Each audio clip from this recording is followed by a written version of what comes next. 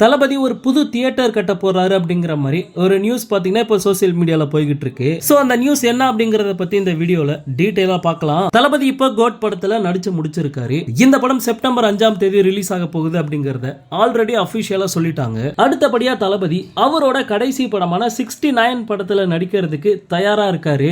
அந்த படத்தை H Vinod direct பண்ண போறாரு அப்படிங்கிற மாதிரி சொல்லப்படுது. அதுக்கான அபிஷியல் அப்டேட் பாத்தீங்கன்னா கூடிய சீக்கிரத்துல நமக்கு கிடைக்கும். இதெல்லாம் ஒரு பக்கம் இருந்தாலும் இன்னொரு பக்கம் தளபதி அரசியல் கட்சி ஆரம்பிச்சிருக்காரு அப்படிங்கிறது நம்ம எல்லாருக்குமே தெரியும். சோ கட்சி பணிகள்லயும் தளபதி விறுவிறுப்பா செயல்பட ஆரம்பிச்சிருக்காரு. செப்டம்பர் 21ஆம் தேதி கட்சியோட முதல் மாநாட்டை திருச்சியில நடத்துறதுக்கு முடிவு பண்ணியிருக்கிறதா சொல்லப்படுது. சோ மாநாட்டுக்கான வேலைகளை கட்சி நிர்வாகிகள் பார்க்க ஆரம்பிச்சிட்டாங்க. இதுக்கிடையில தளபதி ஒரு புது பிசினஸ் ஆரம்பிக்க போறாரு அப்படின்ட்டு சோசியல் மீடியால ஒரு பரபரப்பான நியூஸ் போய்கிட்டு இருக்கு. அதாவது தளபதி ஒரு திரையரங்கம் கட்ட போறாரு அப்படிங்கிற மாதிரி சொல்லப்படுது.